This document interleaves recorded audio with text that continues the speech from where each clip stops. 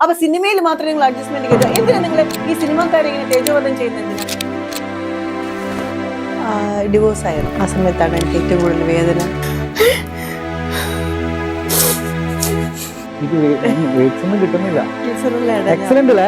അന്ന് അങ്ങനെ ചോദിക്കണേ, അതൊക്കെ എന്റെ പേഴ്സണൽ ലൈഫല്ലേ, നിങ്ങൾ ചോദിക്കേണ്ട ആവശ്യമില്ല. ഈ ചോദിക്കരുത്, നേരത്തെ പറഞ്ഞു. ഭയങ്കര അഹങ്കാരിയാണ് നിങ്ങൾ. നിങ്ങൾക്ക് അത് ചോദിക്കേണ്ട ഒരു റൈറ്റ്സും ഇല്ല. കാരണം always welcome to Inframe Media. Today's very special guest. ഇന്ന് നമ്മളോടൊപ്പം ഉള്ളത് cinema, serial and dubbing artist, ഒരു നല്ല പാട്ടുകാരി, മറ്റാരല്ല ആശ നായർ. നമസ്കാരം. നമസ്കാരം. അപ്പോൾ സീരിയൽ രംഗത്ത് കുറേ കാലങ്ങളായിട്ടുണ്ട് അല്ലേ? മിനി സ്ക്രീൻ പ്രേക്ഷകർക്ക് വളരെ സുപരിചിതമായിട്ടുള്ള മുഖമാണ്. ഇപ്പൊ എത്ര വർഷമായി സീരിയൽ ചെയ്യുന്നു? പുതിയ സീരിയൽ ഏതായിരുന്നു? ഇപ്പോ ഈ നവംബർ ആകുമ്പോൾ 11 വർഷം ഞാൻ ഇൻഡസ്ട്രി വന്നിട്ട്. സീരിയൽ അങ്ങനെയല്ല, സിനിമ. സിനിമയെന്നാണ് സീരിയലിലേക്ക് വന്നത്. സിനിമ പറഞ്ഞിട്ട് ഇന്റർനാഷണൽ ലോക്കൽ സ്റ്റോറി. ആദ്യത്തെ എന്റെ സിനിമ ബ്രഷ്ടായിരുന്നു. ആ സിനിമ ഇറങ്ങിയിട്ടില്ല. പിന്നെ ഇപ്പോൾ സെക്കൻഡ് സിനിമയാണ് international local story, directed by Haris Yashwant. അപ്പൊ അതിലൂടെയാണ് ഞാൻ അങ്ങനെ ഒരു 3 കുട്ടിമാമ, അങ്ങനെ ഒരു 3 സിനിമ കഴിഞ്ഞ ശേഷമാണ് സീരിയലിലേക്ക് രംഗപ്രവേശം ചെയ്യുന്നത്. എൻ്റെ ആദ്യത്തെ സീരിയൽ എന്ന് പറയുന്നത് ഏഷ്യാനെറ്റിലാണ്, സീതാ കല്യാണം എന്നാണ്. അപ്പൊ അതില് പ്രവീൺ പേയാട് എന്ന് പറഞ്ഞ പ്രൊഡക്ഷൻ കൺട്രോളർ എന്നെ വിളിക്കുന്നത്. പുള്ളി എൻ്റെ ബന്ധുവാണ്. അപ്പൊ അങ്ങനെ അതിലേക്ക് വന്നിട്ട് പിന്നെ അയ്യപ്പ ശരണം, വിജി തമ്പി സാറിന്റെ അയ്യപ്പ ശരണം, അങ്ങനെ ചാക്കോയും മേരിയും, അങ്ങനെ കുറച്ച് നല്ല സീരിയൽസ് കിട്ടിയായിരുന്നു എനിക്ക് ആ ടൈമിൽ. പിന്നെ ഒരു എന്താ പറയാ, ഒരു ബ്രേക്ക് വന്നില്ല. അത് അങ്ങനെ ഒരു ഫ്ലോയിൽ അങ്ങനെ പോയി. ഇപ്പതാ 11 വർഷമാകുന്നു ഇൻഡസ്ട്രിയിൽ. പിന്നെ അതിനിടയ്ക്ക് കുറെ ഫിലിംസ്, 18ഓളം മൂവി ചെയ്തു. പിന്നെ ഷോർട്ട് ഫിലിംസ് ചെയ്തു, മ്യൂസിക് ആൽബംസ് ചെയ്തു. ഇപ്പൊ പിന്നെ ക്യൂബ് ടിവിയില് ഒരു വെബ് സീരീസ് ചെയ്തു. അങ്ങനെ കുറച്ച് കാലങ്ങളായിട്ട് സിനിമാ മേഖലയില്, സീരിയൽ മേഖലയില് തന്റേതായിട്ടുള്ള വ്യക്തിമുദ്ര പതിപ്പിച്ച് നിൽക്കുന്നുണ്ട്. കാണുന്നവർക്ക് ഒരു പക്ഷെ തോന്നിയിട്ടായിരിക്കും ഇങ്ങനെ ഒരാള് സിനിമയിൽ ഉണ്ടോ എന്നൊക്കെ ചിലപ്പോ ഒന്ന് തോന്നുമായിരിക്കും, കരുതിയേക്കാം അല്ലെ? അപ്പൊ ഈ പറഞ്ഞ പോലെ എത്ര സിനിമകൾ, എത്ര സീരിയലുകൾ? 18 സിനിമ. 18 എന്ന് പറഞ്ഞാൽ ഇപ്പൊ വേറെ ഒരു മൂവിയും കൂടി ഇറങ്ങി, ഡാർക്ക് ട്രാക്കിംഗ്. അതും കൂടെ കൂട്ടുമ്പോൾ 19 സിനിമ. 19 സിനിമയും 25 സീരിയലുമാണ് ചെയ്തിട്ടുള്ളത്. പിന്നെ ഒരു 11ഓളം ഷോർട്ട് ഫിലിംസ് ചെയ്തിട്ടുണ്ട്. 4 മ്യൂസിക് ആൽബംസ് ചെയ്തിട്ടുണ്ട്. പിന്നെ ഗവൺമെന്റ് ആർട്സ് ഞാൻ സ്ഥിരമായിട്ട് ചെയ്യുന്നുണ്ട്, അത് ചെയ്തു വരികയാണ്. കൊമേഴ്സ്യൽ ആർട്ട് 2 ചെയ്തിട്ടുണ്ട്. ഇങ്ങനെയാണ് എന്റെ മേഖലയില്. തീർച്ചയായിട്ടും. അപ്പോൾ ഈ സിനിമ, സീരിയലൊക്കെ കത്തി നിൽക്കുന്ന പലതരത്തിലുള്ള വിവാദങ്ങൾ ഉണ്ടാവാറുണ്ട് അല്ലെ? ഇതിനോടൊക്കെ എങ്ങനെ പ്രതികരിക്കാറുണ്ടോ, അല്ലെങ്കിൽ അത് അങ്ങനെ പോട്ടെ എന്ന് വെക്കോ? ഇല്ല, എന്നെ സംബന്ധിച്ചിടത്തോളം ഞാൻ വിവാദങ്ങളിലൊന്നും പെടാൻ ആഗ്രഹിക്കുന്നില്ല. ഫസ്റ്റ് ഓഫ് ഓൾ സേഫ് ആയിട്ട് ഒതുങ്ങി നിൽക്കുന്ന, അതെ, അത് നമ്മൾ പോവുക, നമ്മുടെ ജോലി ചെയ്യുക, തിരിച്ചു വരിക. ഈ വിവാദങ്ങൾ എന്നും പറയുന്നത് ഒരു ചിലരുടെ പേഴ്സണൽ ലൈഫിൽ നിന്ന് ഉണ്ടാവുന്നതാണ് ഈ വിവാദങ്ങൾ. അപ്പോ അവരുടെ പേഴ്സണൽ ലൈഫിൽ നമ്മളെന്തിനാ എത്തി നോക്കുന്നത്? നമുക്ക് നമ്മുടെ ജോലി ചെയ്തിട്ട് തിരിച്ചു വന്നാൽ പോരെ. മറ്റുള്ളവരുടെ കാര്യം അറിയേണ്ട ആവശ്യമില്ലല്ലോ. പിന്നെ അറിയണം അതെങ്ങനെയാണെന്ന് വെച്ചാൽ, ആസ് എ വുമൺ എന്നുള്ള രീതിയിൽ വേറൊരു വുമൺ അതൊരു ഹാംഫുൾ ആയിട്ടുള്ള കാര്യങ്ങൾ നമുക്കിടയിൽ, അതായത് നമ്മൾ കോ ആർട്ടിസ്റ്റിന് എന്തെങ്കിലും പ്രശ്നം വന്നാൽ അവിടെ ഇടപെടും. അവിടെ ഇടപെടുന്നതിൽ, കാരണം അതൊരു ഹ്യൂമാനിറ്റിയാണ്, നമ്മൾ കണ്ടില്ലെന്ന് അടിച്ചിട്ട് പോകാൻ പാടില്ല. പിന്നെ അപ്പൊ അതില് ഇടപെട്ടിട്ട് അതിനെ നമ്മളാൽ കഴിയുന്ന സപ്പോർട്ട് കൊടുക്കുക. അതിൽ കൂടുതൽ കത്തിക്കുകയല്ല കൂടുതൽ വേണ്ടത്, സപ്പോർട്ട് കൊടുത്തുകൊണ്ട് അത് മാക്സിമം സോൾവ് ചെയ്യാനായിട്ടുള്ള ഒരു പ്രോബ്ലംസ് സോൾവ് ചെയ്യാനായിട്ട് അത് നമ്മളിൽ ഒതുങ്ങുന്നതാണെങ്കിൽ അതങ്ങനെ ചെയ്യും. അല്ലാന്നുണ്ടെങ്കിൽ ബാക്കി വിട്ടുകൊടുക്കും. എന്താ, അവരുടെ നിയമത്തിന്റെ വഴിയിൽ വിട്ടുകൊടുക്കും. അങ്ങനെ ഒരു സംഭവമുണ്ട്. അല്ലാതെ മറ്റുള്ളവരുടെ പേഴ്സണൽ ലൈഫിൽ കയറി വിവാദം ഉണ്ടാക്കിയിട്ട് അതിനെ സപ്പോർട്ട് ചെയ്യുന്നതെന്ന് എനിക്ക് താല്പര്യമില്ല. ഞാൻ ആ വിവാദങ്ങളിലേക്ക് പെടാനും ആഗ്രഹിക്കുന്നില്ല. വിവാദങ്ങളെ കാര്യം പറഞ്ഞ പോലെ തന്നെയാണ് ഇപ്പോ സീരിയലിൽ പൊതുവെ നടിമാര് ആത്മഹത്യ ചെയ്യുന്ന ഒരു പ്രവണതയൊക്കെ നമ്മളിങ്ങനെ കണ്ടിട്ടുണ്ട്. പലരും അങ്ങനെ ആത്മഹത്യ ചെയ്തിട്ടുമുണ്ട്. അപ്പോൾ ഇത്തരത്തിൽ ഈ ആത്മഹത്യ ഉണ്ടാവുന്നതിന് കാരണം എന്താ? ശരിക്കും ഈ സീരിയലില് വേതനം, നമുക്ക് ലഭിക്കുന്ന ശമ്പളം വളരെ കുറവാണോ, അല്ലെങ്കിൽ എന്തെങ്കിലും ഈ പറഞ്ഞ പോലെ ആർഭാട ജീവിതം കൊണ്ടാണ് അങ്ങനെയൊക്കെ സംഭവിക്കുന്നത് പൊതുവെ സീരിയൽ നടിമാർക്ക് ഇടയിൽ? അങ്ങനെയല്ല, അതൊരിക്കലും ശരിയല്ല ആ ചോദ്യം. കാരണം എന്താന്ന് വെച്ചാല്, ഇപ്പൊ നമ്മൾ സിനിമയും സീരിയലും തമ്മിൽ കൂട്ടിക്കുഴയ്ക്കാൻ പാടില്ല. സിനിമ ഒരു വൈഡ് ഇൻഡസ്ട്രിയാണ്. അവിടെ പലരും വരും പോവും, വീണ്ടും വരും പോവും. അതൊരു സ്റ്റെബിലിറ്റി അങ്ങനെ ഇല്ല. കാരണം ഇന്ന് നമ്മളൊരു സിനിമയിൽ കാണുന്ന മുഖം ആയിരിക്കത്തില്ല അടുത്ത സിനിമയിൽ നമുക്ക് ഉണ്ടാവുന്നത്. പക്ഷെ സീരിയൽ സംബന്ധിച്ചിടത്തോളം അതൊരു കുടുംബമാണ്. കാരണം ഒരു 1500-2000 എപ്പിസോഡ് വരെ ഇങ്ങനെ പോകുമ്പോൾ അതൊരു കുടുംബമായി കഴിയും. ഞങ്ങള് ഒരു ഏകദേശം ഒരു 100 എപ്പിസോഡ് കഴിയുമ്പം തന്നെ നമ്മള് ഒരു ഫാമിലി ആയി കഴിയും. പിന്നെ ഒരുമിച്ചിരുന്ന് ഫുഡ് കഴിക്കുക, പിന്നെ അവരോട് കളിച്ചിരിക്കുക, പിന്നെ അവരുടെ പ്രോബ്ലംസ് നമ്മളെ പ്രോബ്ലംസ് പോലെ ആയിത്തീരും നമുക്ക്. അപ്പൊ ആ ഒരു ഫാമിലിയിൽ എന്ത് പ്രശ്നം വന്നാലും നമുക്ക് അത് വിഷമമാണ്. ഇപ്പം സിനിമയെ സംബന്ധിച്ച വിഷമം ഇല്ലെന്നല്ല, ചിലപ്പോൾ നമ്മുടെ കൂടെ ആക്ട് ചെയ്യുന്നവരായിരിക്കും അതിലും പോകുന്നത്. പക്ഷെ സീരിയലിനെ സംബന്ധിച്ചിടത്തോളം നമ്മുടെ ഒരു ഫാമിലിയിലെ ആൾക്കാർ എന്ന പോലെ തന്നെ നമ്മൾ അവരുമായിട്ട് ഡെയിലി കാണുകയാണ് അവരെ. അപ്പൊ നമ്മൾ ആ ഡെയിലി നമ്മൾ കാണുന്ന ആൾക്കാർ നമ്മൾ ആൾക്കാരെ പോലെയാണ്. അപ്പൊ അവർക്ക് എന്തെങ്കിലും വിഷമം വരുമ്പോൾ നമ്മളത് കൂടെ നിൽക്കും. പക്ഷെ ഈ പറയണ മാതിരി വേതനം കുറവ് എന്നുള്ളതല്ല. കാരണം സിനിമയെ സംബന്ധിച്ചിടത്തോളം സിനിമ ഒരു 30 days അല്ലെങ്കിൽ ഒരു 60 days അങ്ങനെയൊക്കെ ഒരു പാക്ഡ് ആണ്. അപ്പോൾ അതിൽ കിട്ടുന്നത് കുറച്ചുകൂടി കൂടുതൽ റെമ്യൂണറേഷൻ കിട്ടാം, കാരണം അത്ര ദിവസമല്ലേ ഉള്ളൂ. പക്ഷെ സീരിയലിനെ സംബന്ധിച്ചിടത്തോളം അതൊരു മെഗയായിട്ട് പോകുമ്പോൾ അത്ര വേതനം കൊടുക്കാൻ പറ്റില്ല. എല്ലാ ആർട്ടിസ്റ്റുകൾക്കും അങ്ങനെ കൊടുക്കാൻ പറ്റില്ല. പിന്നെ സീനിയർ ആർട്ടിസ്റ്റുകൾക്ക് മേ ബി അവരുടെ എക്സ്പീരിയൻസ് കൊണ്ട് കുറച്ച് കൂടുതൽ കൊടുക്കാം. ന്യൂ കമേഴ്സിന് ഒരു ഫിക്സ്ഡ് ആയിട്ടുള്ള സാലറി ഉണ്ട്. ഇപ്പൊ എനിക്കൊക്കെ തന്നെ ഫിക്സ്ഡ് ആയിട്ടുള്ള സാലറി ഉണ്ട്. അത് നമ്മൾ ആദ്യമേ അവർ പറഞ്ഞിട്ട് തന്നെയാണ് നമ്മുടെ അടുത്ത് എൻട്രി ചെയ്യിപ്പിക്കുന്നത്. ചേച്ചി ഇത്ര പൈസയേ ഉള്ളൂ, നിങ്ങൾക്ക് സമ്മതമാണെങ്കിൽ വാ എന്ന് പറയും. അപ്പൊ നമ്മൾ ഓക്കെ, നമുക്ക് ആവശ്യമുണ്ടെങ്കിൽ പോയാൽ മതി, അല്ലെങ്കിൽ പോണ്ട. പിന്നെ ഈ ആഡംബര ജീവിതം എന്ന് പറയുന്നത് ഇപ്പൊ സിനിമയെ സംബന്ധിച്ചിടത്തോളം ഡ്രസ്സ്, ഈവൻ ചെരുപ്പ് വരെ പ്രൊഡ്യൂസേഴ്സ് അല്ലെ പ്രൊഡക്ഷനിൽ നിന്നാണ് നമുക്ക് തരുന്നത്. പിന്നെ അത് അവർ നമുക്ക് തിരിച്ചു കൊടുത്തിട്ടാണ് വരുന്നത്. പക്ഷെ സീരിയലിനെ സംബന്ധിച്ചിടത്തോളം ഒരിക്കലും പണ്ട് ദൂരദർശനിൽ 13 എപ്പിസോഡ് ആയിരുന്നപ്പോൾ അങ്ങനെ കൊടുക്കുമായിരുന്നു. പക്ഷെ പിന്നെ അത് മെഗ ആവാൻ തുടങ്ങിയപ്പോൾ അത് പ്രൊഡ്യൂസറിന് നഷ്ടമാണ്. ഒരു ഇത്രയും സീരിയലിനെ സംബന്ധിച്ചിടത്തോളം കുറെ ആർട്ടിസ്റ്റുകൾ ഉണ്ടാവും, സീനിയറും ജൂനിയറും ഒക്കെ ഉണ്ടാവും. അവർക്കൊക്കെ ഡ്രസ്സ് കൊടുക്കാൻ തന്നെ ഒട്ടും പോസിബിൾ ആയിട്ടുള്ള കാര്യമല്ല. അപ്പൊ അവർ തന്നെ ഓപ്ഷൻ കൊടുത്തതാണ്, പിന്നെ നമ്മുടെ ഡ്രസ്സ് കൊണ്ടുവരിക, നമുക്ക് തന്നെ യൂസ് ചെയ്യാം, നമുക്ക് തന്നെ തിരിച്ചു കൊണ്ടുപോവാം എന്നുള്ള രീതിയിലേക്ക് അത് വന്നതാണ്. അതെല്ലാവരും അക്സെപ്റ്റ് ചെയ്തു. നമുക്ക് ഇഷ്ടമുള്ള ഡ്രസ്സ് ഇടാം, മറ്റേത് അവര് പറയുന്ന ഡ്രസ്സ് ഇടാൻ പറ്റുള്ളൂ. മനസ്സിലായില്ലേ? അപ്പൊ നമുക്ക് ഇത് വാങ്ങാനായിട്ട് നമുക്ക് ചെലവ് കൂടുതലാണ്. ഒരു സീരിയലിന് ഇപ്പൊ ഒരു സീരിയലില് അമ്മായിയമ്മയുടെ റോൾ വരുമ്പോൾ നമ്മൾ കുറച്ചു റിച്ച് ഫാമിലി ആണെങ്കിൽ റിച്ച് കോസ്റ്റ്യൂമേ ഇടാൻ പറ്റുള്ളൂ. അത് ഒരു എന്താ പറയാ, അത് അവരുടെ ഒരു എന്താ ചെയ്തു വെച്ചിരിക്കുന്ന കഥാപാത്രത്തിന്റെ ആ ഒരു ഇതാണ്. നമുക്ക് കുറയ്ക്കാൻ പറ്റില്ല ഒരിക്കലും. ആ സമയം നല്ല ഒരു സാധാരണ വീട്ടമ്മയാണെന്നുണ്ടെങ്കിൽ അങ്ങനത്തെ കോട്ടൺ സാരീസ് അങ്ങനെയൊക്കെ ഉള്ളതാണ്. അപ്പൊ അതൊക്കെ ഡിഫറൻസ് വരുന്ന അനുസരിച്ചിട്ടാണ് നമ്മൾ വാങ്ങേണ്ടത്. അത് എല്ലാ ആർട്ടിസ്റ്റും ഓക്കെയാണ് അതിൽ പിന്നെ ആഡംബരത്തിന്റെ വിഷയം വരുന്നില്ല. പിന്നെ നമ്മളെ സംബന്ധിച്ചിടത്തോളം ആർട്ടിസ്റ്റ് എന്ന് പറയുമ്പോൾ നമുക്ക് ചുമ്മാ വെളിയിലൊക്കെ ഇറങ്ങി നടക്കുമ്പോൾ നമുക്ക് മേക്കപ്പ് ഇല്ലാതെ അല്ലാതെ നല്ല ഡ്രസ്സ് ഇടാതെ ഒന്നും പോകാൻ പറ്റില്ല. കാരണം നമ്മളൊരു സെലിബ്രിറ്റി ലെവലിൽ എത്തിക്കഴിഞ്ഞാൽ ആൾക്കാർ നമ്മളെ നോട്ടീസ് ചെയ്യാൻ തുടങ്ങും. അപ്പൊ നമ്മൾ മോശമായിട്ട് ഡ്രസ്സ് ചെയ്താൽ അവർ നമുക്കൊരു വാല്യൂ തരത്തില്ല. അങ്ങനെയാണ്. അതുകൊണ്ട് വരുന്നതാണ് എല്ലാവർക്കും ആ ഡ്രസ്സിങ് സെൻസിൽ അവർ കുറച്ച് കൂടുതൽ സെൻസ് ചെയ്യാൻ തുടങ്ങിയത്. അല്ലാതെ അതാ ഒരിക്കലും ആഡംബരമല്ല. ഒരിക്കലും ഇപ്പൊ ഫിലിം സ്റ്റാർസിനെ എടുത്താലും അവർക്ക് ഒരിക്കലും ഓട്ടോറിക്ഷയിലോ ബസ്സിലോ ഒന്നും കയറി പോകാൻ പറ്റില്ലല്ലോ. സെയിം തിങ് ആണ് സീരിയലും. രണ്ടാണെങ്കിലും മേഖല മീഡിയ തന്നെയല്ലേ, അതാണ് വ്യത്യാസം. പിന്നെ ഈ ആത്മഹത്യയുടെ കാര്യം പറഞ്ഞപ്പോ അതൊക്കെ അവരുടെ പേഴ്സണൽ ലൈഫാണ്. എല്ലാവരുടെ പേഴ്സണൽ ലൈഫിലും ഇതുണ്ടാവും, അപ്സ് ആൻഡ് ഡൗൺസ് ഉണ്ടാവും. ചിലർക്ക് അഡ്ജസ്റ്റ് ചെയ്യാൻ പറ്റത്തുണ്ടാവില്ല, ചിലർ അഡ്ജസ്റ്റ് ചെയ്ത് പോകുന്നുണ്ടാവും. അപ്പൊ അതൊക്കെ അവരുടെ മാനസിക നില അനുസരിച്ചിട്ടാണ് അവർക്ക് അങ്ങനെ ഒരു പ്രശ്നം. ഇപ്പൊ സീരിയലിൽ മാത്രമല്ലല്ലോ, സിനിമയിലും ഉണ്ടല്ലോ അങ്ങനെയൊക്കെ. സീരിയല് ദിവസവേതനമാണ്. പിന്നെ അത് ചിലർക്ക് ഡെയിലി കൊടുക്കും, ചിലർക്ക് ത്രൂ ഔട്ട് വരുന്ന വേഷങ്ങൾക്ക് അവര് ഒരു മന്ത് ഷെഡ്യൂൾ അനുസരിച്ചിട്ടാണ് പേയ്മെന്റ് കൊടുക്കുന്നത്. അപ്പൊ അങ്ങനെയൊക്കെയാണ് വരുന്നത്. അപ്പൊ അതുകൊണ്ട് ഒരിക്കലും വിവാദം എന്ന് പറയുന്ന സീരിയലില് മാത്രമല്ല, സിനിമയിലും എല്ലാ മേഖലയിലും വിവാദങ്ങളുണ്ട്. ആത്മഹത്യാ പ്രവണത എല്ലായിടത്തും ഉണ്ടല്ലോ, അല്ലേ? ഇപ്പൊ നമ്മുടെ സമൂഹത്തിൽ സോഷ്യൽ മീഡിയയിൽ കാണുന്നില്ലേ? തീർച്ചയായിട്ടും. ഇനി നമുക്ക് ഇപ്പൊ സീരിയൽ ആക്ടറാണ്, ഒപ്പം തന്നെ സിനിമയിലും, അതിനോടൊപ്പം തന്നെ ഡബിങ് ആർട്ടിസ്റ്റ് ആണ്, അല്ലെ? കുറെ നല്ല കഥാപാത്രങ്ങൾ ചെയ്തിട്ടുണ്ട്. ഡബൊക്കെ ന്യൂഡിയയിൽ തന്നെ ചെയ്യുന്ന ഒരു വ്യക്തിയും കൂടിയാണ്. അപ്പൊ അങ്ങനെ മനസ്സിൽ ഇങ്ങനെ തങ്ങി നിൽക്കുന്ന ഒരു കഥാപാത്രം ഉണ്ടായിരിക്കും. ഓക്കെ, അപ്പൊ അങ്ങനെ ഒരു കഥാപാത്രം, ഡബ് ചെയ്യുന്ന കഥാപാത്രം, ഡബ് ചെയ്തിട്ടുള്ള കഥാപാത്രം, ആ കഥാപാത്രത്തെ ഇപ്പൊ ഈ നിമിഷം നമ്മുടെ ഇൻഫ്രെയിം മീഡിയയില് മുന്നിൽ കാണിക്കാൻ പറ്റും? ഞങ്ങളിങ്ങനെ വെയിറ്റ് ചെയ്തിരിക്കുകയാണല്ലോ അവര്. ഞാൻ കുറെ ഇതിന് ചെയ്തിട്ടുണ്ട്, സീരിയലിന്, സിനിമയ്ക്കും ഒക്കെ. സിനിമയിൽ നമ്മൾ തന്നെയാണ് ചെയ്യുന്നത്. സീരിയലിൽ ചിലപ്പോൾ നമുക്ക് ദൂരെയൊക്കെ ആണെങ്കിൽ നമ്മൾ വേറെ ആർട്ടിസ്റ്റിനെ കൊണ്ട് ചെയ്യിപ്പിക്കും. പക്ഷെ ട്രിവാൻഡ്രത്ത്, ഏഷ്യനെറ്റെല്ലാം ട്രിവാൻഡ്രത്ത് തന്നെയാണ്. അപ്പൊ എനിക്ക് ഏറ്റവും കൂടുതൽ ഞാൻ ഡബ് ചെയ്തിട്ടുള്ള ഏഷ്യനെറ്റ് സീരിയൽസിന് വേണ്ടി തന്നെയാണ്. ഓൾമോസ്റ്റ് എല്ലാ വേഷവും ഞാൻ തന്നെയാണ് ഡബ് ചെയ്തിട്ടുള്ളത്. ഇപ്പൊ ഈ റീസെന്റ് ടീച്ചറമ്മ വരെ.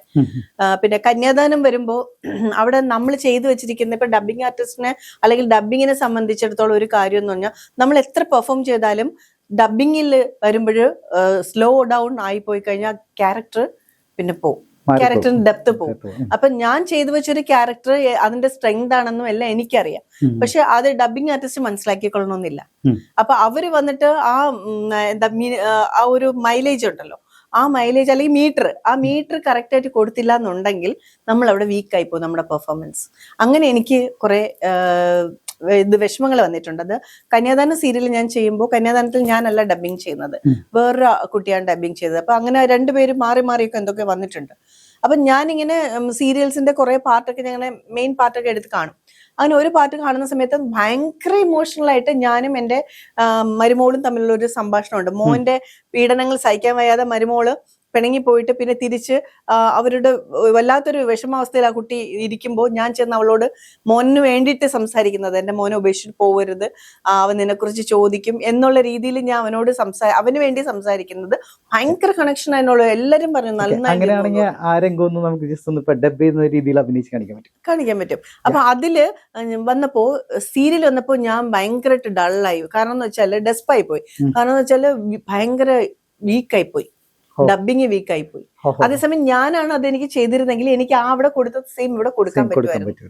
പക്ഷെ ഇവർക്കറിയില്ല, ഇവര് സ്ക്രീനിൽ കാണുന്നതല്ലേ അവർക്ക് അറിയുള്ളൂ. അപ്പൊ അങ്ങനെ ഒരു വിഷമം എനിക്ക് ഉണ്ടായിട്ടുണ്ട്. അത് ഇവിടെ തീർക്കാം നമുക്ക്. ആയിക്കോട്ടെ. അതെന്ന് പറഞ്ഞാല് ഡയലോഗ്സ് എനിക്ക് പറഞ്ഞ അപ്പൊ ഓപ്പോസിറ്റ് എന്റെ മരുമോളാണെന്ന് വിചാരിക്കാം. പറയുകയാണ്,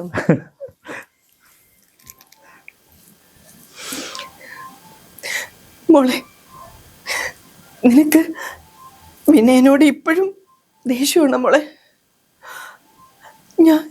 ഞാൻ വീട്ടിൽ ചെല്ലുമ്പോ അവൻ എന്നോട് ചോദിക്കും നീ എന്തെങ്കിലും പറഞ്ഞോന്ന്. അപ്പോ ഞാൻ എന്തുത്തരം കൊടുക്കണം? നീ അതുകൂടെ എനിക്ക് പറഞ്ഞു തരണം. അറിയാം മോളെ, മോളുടെ മാനസികാവസ്ഥ മനസ്സിലാക്കാതെ അല്ല ഈ അമ്മ പറയുന്നത്. എനിക്ക് മനസ്സിലാവും, ഞാനൊരു പെണ്ണാണ്. പക്ഷേ അതുപോലെ തന്നെയല്ലേ എൻ്റെ മകനെ ഞാൻ പ്രസവിച്ചതല്ലേ. അവനെ എനിക്കങ്ങനെ കളയാൻ പറ്റുമോ മോളെ?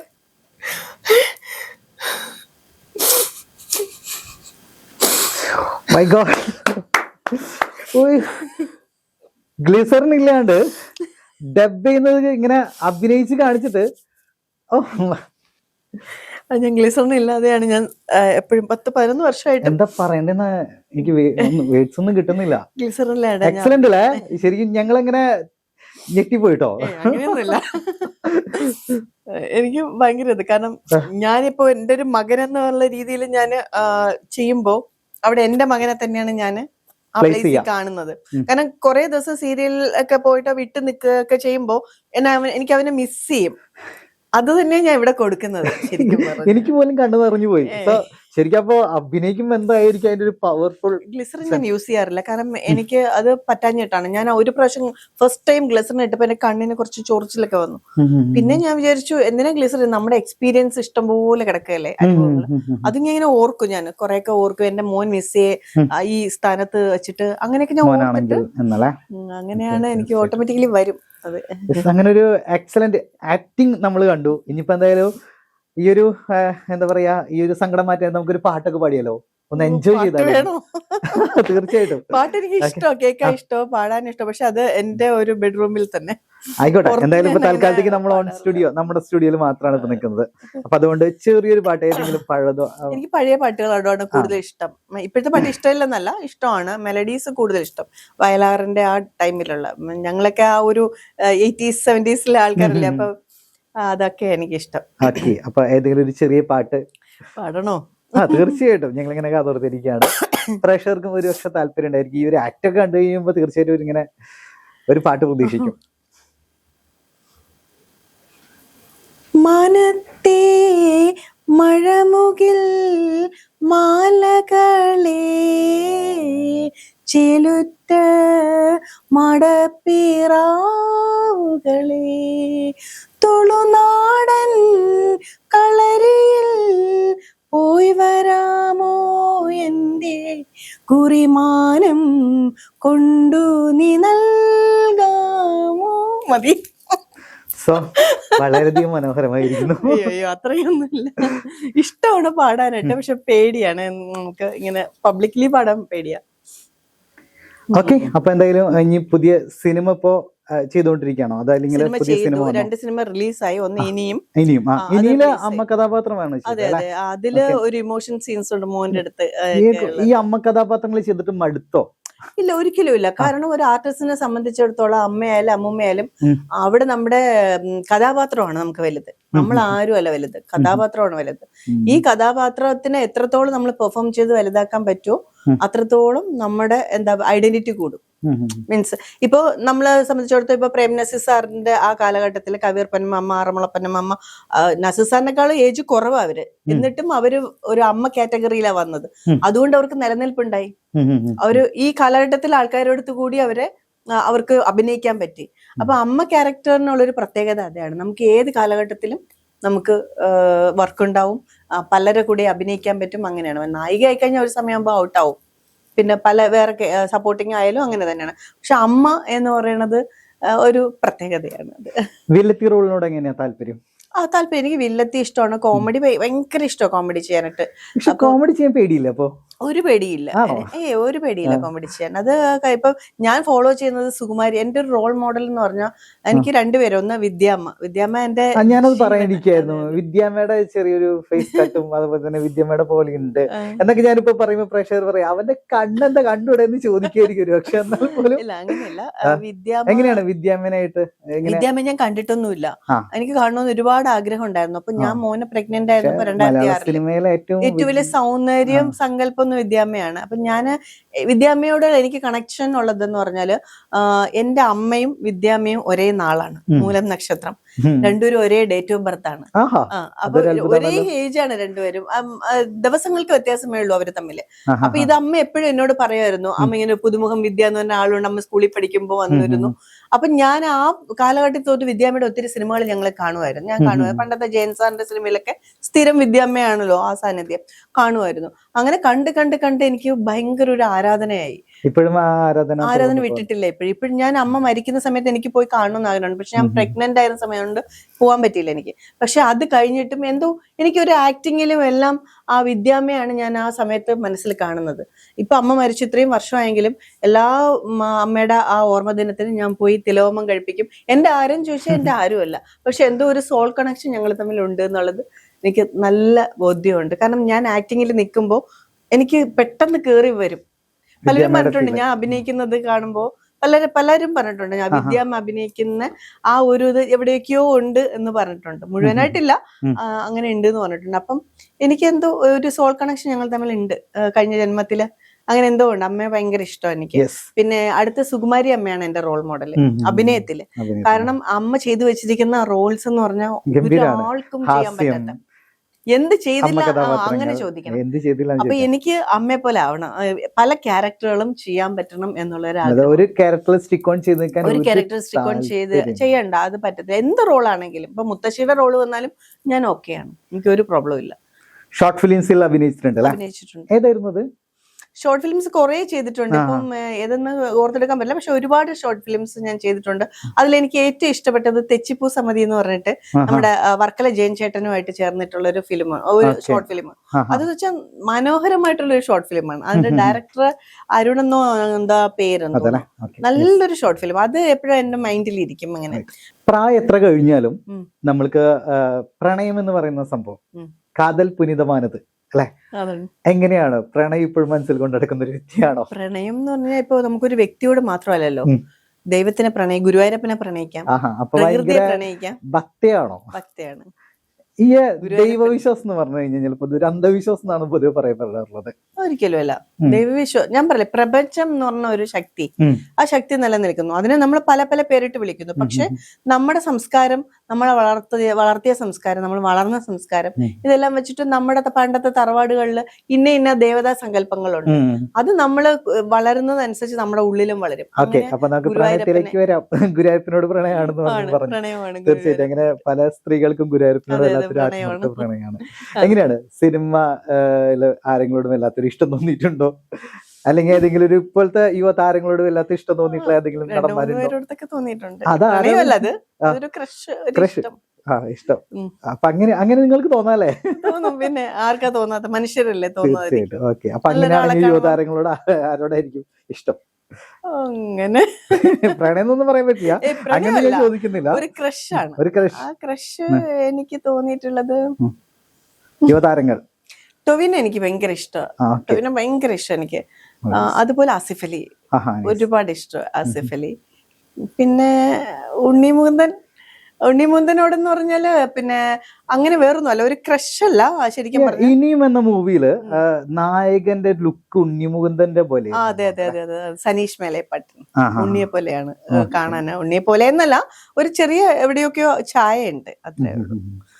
ഉണ്ണി എന്ന് പറഞ്ഞാൽ എനിക്ക് എന്താ നമ്മുടെ ഒരു കൃഷ്ണന്റെ ആ ഒരു കാണുമ്പോ ഉള്ള ഒരു കൃഷ്ണന്റെ ഇതില്ലേ, അതുകൊണ്ടുള്ള ഒരു ഇഷ്ടം അങ്ങനെ തോന്നിയിട്ടുണ്ട്, അല്ലാതെ വേറെ ഒന്നും തോന്നിയിട്ടില്ല.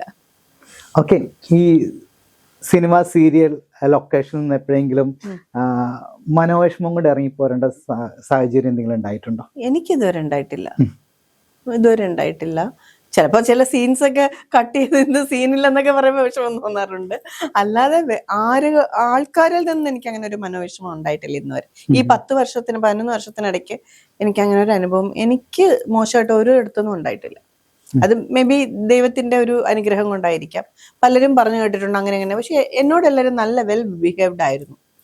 ഞാൻ പിന്നെ വേറൊരു കാര്യം വെച്ചാൽ നമ്മൾ അങ്ങോട്ട് കൊടുക്കുന്നതേ നമുക്ക് തിരിച്ചു കിട്ടും. ഞാനിപ്പോ വിനായകന്റെ അടുത്ത് എങ്ങനെ പെരുമാറുന്നു അത് തന്നെയായിരുന്നു വിനായകൻ എനിക്ക് തിരിച്ചു തരുന്നല്ലേ. അത് തന്നെ ആയിരിക്കും നമ്മൾ എവിടെ പോയാലും നമ്മുടെ സ്വഭാവ രൂപീകരണം പോലെ ആയിരിക്കും മറ്റുള്ളവർ നമ്മളെ അക്സെപ്റ്റ് ചെയ്യുന്നതും നെഗ്ലക്ട് ചെയ്യുന്നതും മോശമായിട്ട് തോന്നുന്നതും ഒക്കെ. ഞാൻ അങ്ങനെയാ വിചാരിക്കുന്നത്. എനിക്ക് കുറച്ച് ക്വസ്റ്റ്യൻസ് ചോദിക്കാം, യെസ് ഓർ നോ. ഇതൊരു ഹോട്ട് സീറ്റ് ആണെന്ന് വിചാരിക്കാം. പെട്ടെന്നുള്ള ചോദ്യങ്ങൾ, പെട്ടെന്നുള്ള ഉത്തരങ്ങൾ. ഓക്കെ, അങ്ങനെയാണെന്നുണ്ടെങ്കിൽ ജീവിതത്തിൽ ഒരുപാട് വേദന തോന്നിയിട്ടുള്ള നിമിഷം? ഡിവോഴ്സ് ആയ ആ സമയത്താണ് എനിക്ക് ഏറ്റവും കൂടുതൽ വേദന തോന്നിയിട്ടുള്ള ജീവിതത്തിൽ. ഒരു കോടതി മുറിയിൽ നിന്ന് ഇറങ്ങി വന്ന മോന്റെ കൈയും പിടിച്ചിട്ട് ഇറങ്ങി വരുന്ന ആ ഒരു നിമിഷം എൻ്റെ ജീവിതത്തിൽ മറക്കാൻ പറ്റാത്തതാണ്. ഒരുപാട് മുറിവുകൾ സമ്മാനിച്ച ഒരു ദിവസമായിരുന്നു. സിനിമ സീരിയൽ ഡബ്ബിംഗ് ആർട്ടിസ്റ്റ് ആയിരുന്നില്ലെങ്കിൽ ആശ ആരാകുമായിരുന്നു? മേ ബി ഒരു ബിസിനസ് സംരംഭക, ഇപ്പോഴുള്ളത് പോലെ അത് പൂർണ്ണമായിട്ടും അതിലായിരിക്കും. അല്ലെങ്കിൽ ഏതെങ്കിലും ഒരു ഓഫീസിലൊക്കെ ജോലി ചെയ്യുന്ന ഒരു ലേഡി ആയിരിക്കും. എങ്ങനെയാണ് രാവിലത്തെ ഒരു ബ്രേക്ക്ഫാസ്റ്റ് രാവിലെ എണീറ്റുകൊണ്ട് ഞാൻ കുളിച്ചിട്ട് വിളക്കൊക്കെ കത്തിച്ചതിന് ശേഷം മാത്രമേ ബ്രേക്ക്ഫാസ്റ്റ് കഴിക്കാറുള്ളൂ. ദോശയാണ് ഏറ്റവും ഇഷ്ടം. പിന്നെ കഴിക്കും ഒരു 2 ദോശ 3 ദോശ സാമ്പാറൊക്കെ ഉണ്ടെങ്കിൽ എൻ്റെ അമ്മയുടെ കൈ കൊണ്ട് പ്രിപ്പയർ ചെയ്ത ഫുഡാണ് എനിക്ക് ഏറ്റവും ഇഷ്ടം. ഈവൻ ലൊക്കേഷനിൽ പോകുമ്പോൾ പോലും ഞാൻ വീട്ടിൽ നിന്ന് ഫുഡെല്ലാം പ്രിപ്പയർ ചെയ്താൽ കൊണ്ടുപോകുന്നത്, രാവിലത്തെ ഉച്ചത്തതും ഒക്കെ. ഓക്കെ, നമ്മളൊരു ഹാസ്യ താരത്തിന്റെ ഒപ്പം അഭിനയിക്കാൻ ചാൻസ് കിട്ടി കഴിഞ്ഞാൽ അതാരായിരിക്കും, അല്ലെങ്കിൽ അങ്ങനെ ആരാവണമെന്നാണ് ആഗ്രഹിക്കുന്നത്? ഈവൻ കൽപ്പന ചേച്ചിയുടെ ഒരു റോൾ എനിക്ക് കിട്ടിയ വലിയ ഇഷ്ടമാണ് എനിക്ക്. അത് ജഗതി ചേട്ടന്റെ കൂടെ അഭിനയിക്കണം ഭയങ്കര ആഗ്രഹമായിരുന്നു. പക്ഷെ അദ്ദേഹം ഇപ്പൊ ഇങ്ങനത്തെ ഒരു ഇതിലായപ്പോ ഈവൻ സുരാജ് ചേട്ടന്റെ അടുത്ത് കൂടെ അഭിനയിക്കണം ഭയങ്കര ഇഷ്ടം. ഇനി എങ്ങനത്തെ റോളുകളാണ് ഇനിയും ചെയ്യാൻ താല്പര്യമുള്ളത്? കുറെ ഡ്രീം പ്രോജക്ട്സുകൾ എന്റെ മനസ്സിലുണ്ട്. അതായത് ഒരു പുരാണം അല്ല, ഒരു എന്താ പറയാ, ഒരു കുറച്ചുകൂടി നല്ല ഒരു തമ്പുരാട്ടി, ഒരു കോലോത്ത ഒരു അങ്ങനത്തെ ഒരു റോൾ ഉണ്ടല്ലോ. ആ ഉമയമ്മ റാണിയുടെ ഒരു കഥയുണ്ട്. അത് നമ്മുടെ ട്രാവൻകൂർ ഇതായിട്ട് റോയൽ ഇതായിട്ട് റിലേറ്റഡ് ആയിട്ടുള്ള ഉമയമ്മ റാണിയുടെ ക്യാരക്ടർ ചെയ്യണമെന്ന് ഭയങ്കര ആഗ്രഹമാണ് എനിക്ക്. പിന്നെ വിദ്യാമ്മ ചെയ്തതുപോലെ വിദ്യാമ്മയുടെ ഒരു ബയോപിക് കൊണ്ടുവന്നിട്ട് വിദ്യാമ്മയുടെ റോൾ അഭിനയിക്കണമെന്ന് ഭയങ്കര ആഗ്രഹം. കാരണം വിദ്യാമ്മയുടെ ജീവിതവും എൻ്റെ ജീവിതവും ഏകദേശം കണക്റ്റഡ് ആണ്. എവിടെ നോക്കിയെന്നാലും എങ്ങനെ നോക്കിയെന്നാലും വിദ്യാമ്മയ്ക്ക് പ്രണയം ഭയങ്കര ഇഷ്ടമായിരുന്നു. റൊമാൻറ്റിക് ആയിരുന്നു, ഭയങ്കര റൊമാൻറ്റിക്കും പ്രണയാതുരയായിരുന്നു അവരുടെ മനസ്സ്. അതേ സെയിം കാറ്റഗറി തന്നെയാണ് ഞാനും. എനിക്കും പ്രണയം, ഞാൻ നേരത്തെ പറഞ്ഞ ഒരു വ്യക്തിയോടല്ല എന്തിനോടൊക്കെയോ ഒരു പ്രണയം എനിക്ക്. പ്രകൃതിയോട് ഒരു നല്ല പച്ചപ്പും ഒക്കെയുള്ള ആ പാലക്കാടൻ ഏരിയയിലൊക്കെ പോകുമ്പോൾ അതിനോട് എനിക്ക് പ്രകൃതിയോട് ഒരു പ്രണയമുണ്ട്. ഈശ്വരനോട്, ഈവൻ ഗുരുവായൂരപ്പനോടൊരു പ്രണയമുണ്ട്. പിന്നെ നല്ല നല്ല ഡ്രസ്സുകളോട് അല്ലെങ്കിൽ നല്ല നല്ല ഫുഡുകളോടൊക്കെ പ്രണയമുണ്ട്. അങ്ങനെ ആ പ്രണയം പല വിധത്തിലാണ്. അപ്പൊ അതുപോലെ തന്നെയാണ് വിദ്യാമ്മയ്ക്ക് ഡാർക്ക് ചോക്ലേറ്റ് ഭയങ്കര ഇഷ്ടമാണ്. ഡാർക്ക് ചോക്ലേറ്റ് ഇല്ലേ, അത് ഭയങ്കര ഇഷ്ടമാണ്. അപ്പൊ അവരും അതിനെ പ്രണയിച്ചിരുന്നു. അങ്ങനെയാണ് പുഴകളോട് പ്രണയം. ഇതൊക്കെ ഒരു പ്രത്യേക രീതിയിലുള്ള ഒരു പ്രണയമാണ്. അപ്പം അതും എനിക്ക് ഇഷ്ടമാണ്. സിനിമ സ്ക്രിപ്റ്റ് അല്ലെങ്കിൽ ഈ പറഞ്ഞ പോലെ തന്നെ കഥ എഴുതുന്ന അങ്ങനെ എന്തെങ്കിലും ശീലമുണ്ടോ? ഉണ്ട്. കഥ ഞാൻ ചെറുതിലെ എഴുതുമായിരുന്നു. പിന്നെ ഇപ്പോ ചെറിയ ചെറിയ മിനി കഥകൾ ബുക്കിൽ പ്രസിദ്ധീകരിച്ചിട്ടുണ്ട്. ഞാൻ അത് 2 നോവൽ എഴുതി വെച്ചിട്ടുണ്ട്. അത് പ്രസിദ്ധീകരിക്കണം എന്നും ആഗ്രഹമുണ്ട്. പിന്നെ പ്രതിലിപിയിൽ എഴുതാറുണ്ട്. ഞാൻ ബ്ലോഗൊക്കെ എഴുതാറുണ്ട്. പിന്നെ ഒരു സ്ക്രിപ്റ്റ് കംപ്ലീറ്റ് ചെയ്ത് വെച്ചിട്ടുണ്ട്. അത് സിനിമയാക്കണം. അതാണ് എൻ്റെ ഡ്രീം പ്രോജക്റ്റ്. അതിപ്പോ നല്ല ഇപ്പോഴത്തെ ഏതെങ്കിലും കാറ്റഗറിയിലുള്ള ഹീറോസിനോടൊക്കെ പറഞ്ഞ് അതൊരു സിനിമയാക്കണമെന്ന് എൻ്റെ വലിയൊരു ആഗ്രഹം. പിന്നെ ഒരു പ്രൊഡക്ഷൻ കമ്പനി, അത് എൻ്റെ ഏറ്റവും വലിയൊരു ഡ്രീമാണ്. അതിലൂടെ കുറച്ച് പേർക്ക് ജോലി കൊടുത്ത് കുറച്ച് പേരുടെ ആഗ്രഹങ്ങൾ, ഇപ്പോൾ ഒരുപാട് പേർക്ക് ആഗ്രഹം ഉണ്ടായിട്ട് സിനിമ ഇൻഡസ്ട്രിയിൽ എത്തിപ്പെടാൻ പറ്റാതെ ഇരിക്കുന്ന ആൾക്കാർ, അവരെയൊക്കെ ഒന്ന് മുന്നോട്ട് കൊണ്ടുവരണമെന്ന് ആഗ്രഹമുണ്ട്. അപ്പം അതിനൊരു പ്രൊഡക്ഷൻ കമ്പനി രൂപീകരിക്കണമെന്ന് ആഗ്രഹമുണ്ട്. ഭഗവാൻ സഹായിച്ചാൽ എല്ലാം നടക്കും. എങ്ങനെയാ സിനിമയിൽ നിന്നോ സീരിയലിൽ നിന്നോ എന്തെങ്കിലും മോശം അനുഭവങ്ങൾ ഉണ്ടായിട്ടുണ്ടോ? ഈ ചോദിച്ച ചോദ്യം തന്നെ എപ്പോഴും ചോദിക്കരുത്. ഞാൻ നേരത്തെ പറഞ്ഞു. അല്ല അത് ശരിയല്ലേ, പേഴ്സണൽ കാര്യങ്ങളൊന്നും അങ്ങനെ ചോദിക്കാൻ പാടില്ല. അല്ല, ഇതിപ്പോ പൊതുവെ ഇപ്പൊ ഇന്നത്തെ ഈ ഒരു നേരത്തെ പറഞ്ഞില്ലേ ഞാനത്, വീണ്ടും നമ്മളത് റിപ്പീറ്റ് ചെയ്യണോ?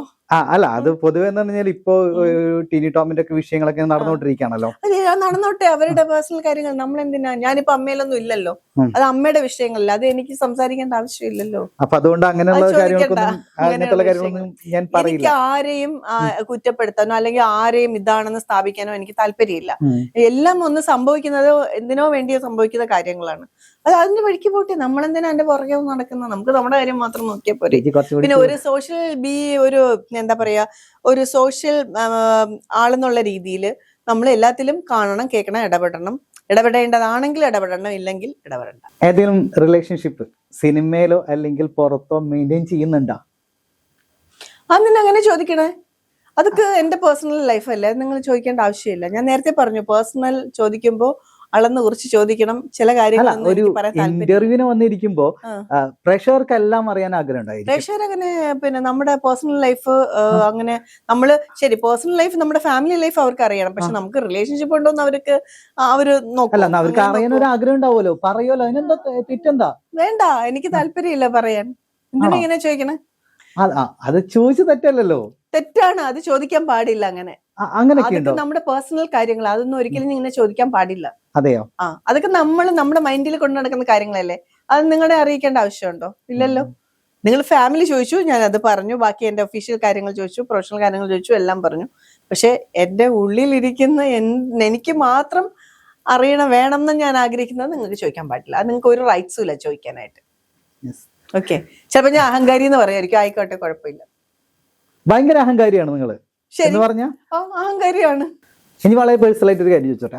ഈ സിനിമ സീരിയൽ മേഖലക്ക് ഈ അഡ്ജസ്റ്റ്മെന്റ്സ് എന്ന് പറഞ്ഞ പരിപാടി ഉണ്ട്, കേട്ടുണ്ടോ? അതിനെ കുറിച്ച് ഇതൊന്നും അറിയില്ലാത്ത പോലെ ഇരിക്കുന്നേ. അതൊക്കെ നിങ്ങൾ എന്തിനാ അതിനെ കുറിച്ചൊക്കെ ബോധേഡ് ആവണത്? അല്ല, അത് പൊതുവെ ഇങ്ങനെ പറഞ്ഞു കേട്ടിട്ടുള്ള കാര്യമല്ലല്ലോ, ഓൾറെഡി ഉണ്ട്. അങ്ങനെ നിങ്ങൾ കണ്ടിട്ടുണ്ടോ? കണ്ടിട്ടില്ലല്ലോ, ഒന്നും കണ്ടിട്ടില്ലോ. ഞാൻ ചോദിക്കട്ടെ, ഞാനൊരു കാര്യം ചോദിക്കട്ടെ, നിങ്ങൾക്ക് അത് ചോദിക്കേണ്ട ഒരു റൈറ്റ്സും ഇല്ല. കാരണം രണ്ട് വ്യക്തികൾ തമ്മിലുള്ള കാര്യങ്ങളാണ്. അവരുടെ സ്വമേധ അവരുടെ ഇഷ്ടങ്ങൾ കൊണ്ട് പോവുകയോ ഒക്കെ ചെയ്യും. അതൊക്കെ നിങ്ങൾ അറിയേണ്ട ആവശ്യം എന്തുവാ? അല്ല, അതല്ല, പൊതുവെ അങ്ങനെ ഉണ്ടോ? ഞാൻ ചോദിക്കട്ടെ, സിനിമ മേഖലയിൽ മാത്രമേ ഈ അഡ്ജസ്റ്റ്മെന്റ് കാര്യം നിങ്ങൾ കേട്ടിട്ടുള്ളൂ? അല്ല, ഒരു മേഖലയിൽ നിങ്ങൾ കേട്ടിട്ടില്ലേ? ഹോസ്പിറ്റലില്, ടെക്നോ പാർക്ക് പോലുള്ള IT ഫീൽഡിൽ, ഇതിലൊന്നും നിങ്ങൾ കേട്ടിട്ടില്ല അഡ്ജസ്റ്റ്മെന്റ്? അപ്പൊ സിനിമയിൽ മാത്രം നിങ്ങൾ അഡ്ജസ്റ്റ്മെന്റ് കേട്ടോ? എന്തിനാ നിങ്ങൾ ഈ സിനിമാക്കാരെ ഇങ്ങനെ തേജോവധം ചെയ്യുന്നത്? എന്തിനാ? അങ്ങനെ ഉണ്ടോ എന്നുള്ള മാത്രം ജസ്റ്റ് അങ്ങനെ കേട്ടിട്ടുണ്ട്. അല്ല, ഞാൻ ചോദിക്കട്ടെ, ഇപ്പം ഒരു ഗവൺമെന്റ് ഒഫീഷ്യലിൽ പോയാൽ നമുക്ക് അവിടെ ഒരു ജോലി കിട്ടണമെങ്കിൽ ചിലപ്പോ അവിടെ അഡ്ജസ്റ്റ്മെന്റിൽ അവർ ചോദിക്കും. അത് അവർ പുറത്ത് വിടാത്തതാ. എല്ലാ മേഖലയിലും നിങ്ങൾ ക്യാമറയും കൊണ്ട് അവിടെ പോവോ? ഇല്ലല്ലോ. അവർ ചോദിക്കുമ്പോ എല്ലാ മേഖലകളിലും ഈ കാര്യങ്ങൾ ഉണ്ട്. പക്ഷെ നമ്മൾ സിനിമ ഇൻഡസ്ട്രിയിൽ നമ്മൾ തേജോവധം ചെയ്യുന്നത് ഇതൊരു ലൈം ലൈറ്റിൽ നിൽക്കുന്നത് കൊണ്ടാണ്, ഗ്ലാമർ ഇൻഡസ്ട്രി ആയതുകൊണ്ടാണ്. ഒരിക്കലും അങ്ങനെ പറയാൻ പാടില്ല. നിങ്ങൾ അങ്ങനെയില്ല, ഒരിക്കലും അങ്ങനെ പറയാൻ പാടില്ല. ഇല്ലയോ എന്നുള്ളത് അത് ചോദിക്കേണ്ട ആവശ്യമില്ല. ഇവിടെ അതിനുള്ള പ്രസക്തി ഇല്ല. അതാണ് ഞാൻ പറയുന്നത്. മറ്റുള്ള മേഖലയിൽ നിങ്ങൾ അങ്ങോട്ട് നിങ്ങൾ കടന്നു പോകാറില്ല. നിങ്ങൾ ഈ ഇൻഡസ്ട്രി തന്നെ സ്റ്റിക്ക് ഓൺ ചെയ്ത് ഇങ്ങനെയുള്ള ചോദ്യങ്ങൾ ചോദിക്കുന്നത് കൊണ്ടാണ് മറ്റുള്ളവർക്ക് നമ്മളെ ക്വസ്റ്റ്യൻ ചെയ്യാനുള്ള റൈറ്റ്സ് കിട്ടുന്നത്. നിങ്ങളായിട്ട് ഒരിക്കലും, നിങ്ങൾ മീഡിയയാണ്, ഞങ്ങൾ മീഡിയയിൽ പ്രവർത്തിക്കുന്നവരാണ്, ഒരിക്കലും അങ്ങനെ ചോദിക്കാൻ പാടില്ല.